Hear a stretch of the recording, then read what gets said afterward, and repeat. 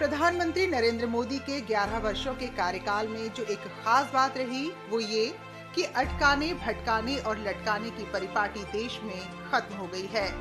दर्जनों ऐसे प्रोजेक्ट हैं जो प्रधानमंत्री की प्रगति समीक्षा की वजह से रॉकेट की रफ्तार से पूर्ण हुए हैं।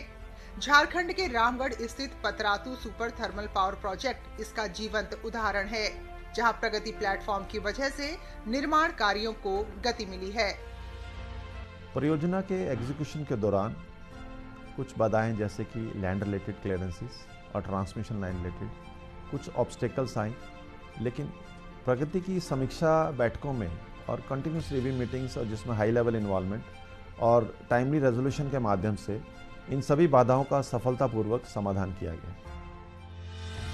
इस प्रोजेक्ट की राह में कई जटिल चुनौतियां थी। सबसे बड़ी समस्या 1234 एकड़ जमीन को अतिक्रमण मुक्त कराने की थी, जहां दशकों से अवैध कब्जा था। इसके अलावा फॉरेस्ट क्लियरेंस समेत अन्य बाधाएं भी काम की रफ्तार को रोके हुए थी। प्रगति से इसका हल निकला और आज ये झारखंड समेत देश को उजाले की राह पर ले जाने में योगदान देने लगा है। प्रगति की निगरानी का असर जमीन पर साफ दिखा। मई 2022 की समीक्षा के समय जो प्रोजेक्ट 47% पर था, वो अगले 3 साल में तेजी से बढ़कर 86% फिजिकल प्रोग्रेस तक पहुंच गया। ऊर्जा, सुरक्षा और औद्योगिक विकास के लिहाज से इस प्लांट को काफी अहम माना जाता है।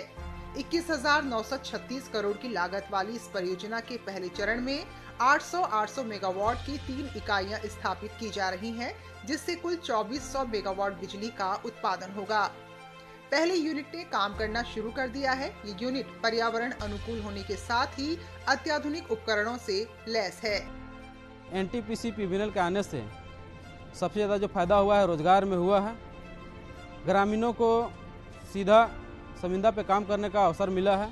बहुत ही सारा एनटीपीसी आने से बेरोजगार को रोजगार कुछ मिला है और हर एक साल कुछ न कुछ हम लोग को सुविधा मिलता है इस जगह।